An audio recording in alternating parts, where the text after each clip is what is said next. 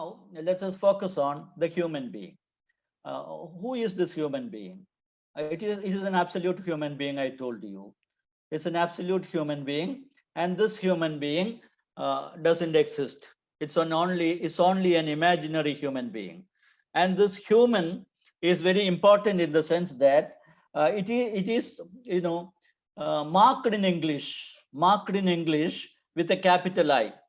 That is why wherever we write I in English, we write it as capital. I in the sense of a subject, an agent, as a subject. When you write I, representing yourself or representing, you know, a person representing himself, we use the capital I, and that capital I is is from the Enlightenment period or Renaissance culture, where I becomes capital, I becomes primary, I become the basic factor,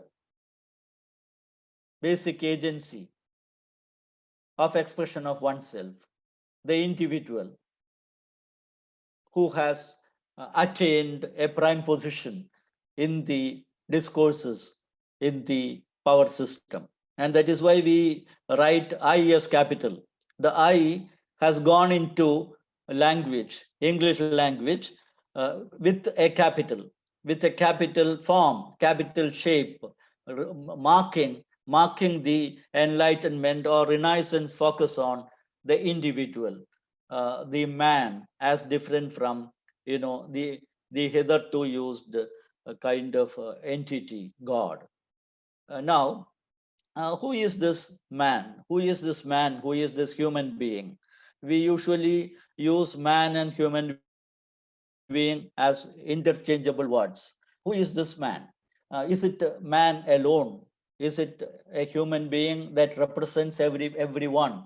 That is a lesbian, a gay person, a transgender, a disabled person, a woman, an ordinary woman, an elite woman, a poor woman. Are all these different varieties of human beings standing at different stations of life, represented by the I that we write, or the human that we have conceived through the process of Renaissance? About Renaissance and Enlightenment, we have to differentiate that. I think in the years of Renaissance is a new birth, actually, a new birth.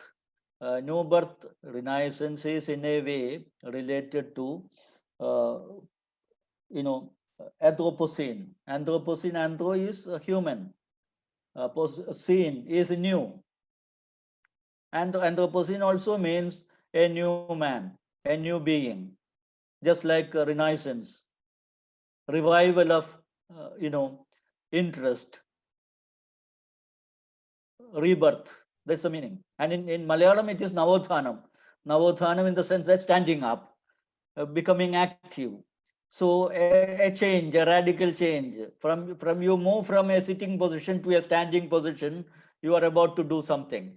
You are in the sitting position because God was doing everything. God was making you do things.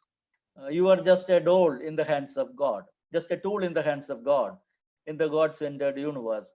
It was conceived like that, because in Ramayana we find, uh, beings who stand in between God and men. They are man gods, women gods. So, in between, intermediary beings, reincarnations, incarnations and avatars, and going back to the other world.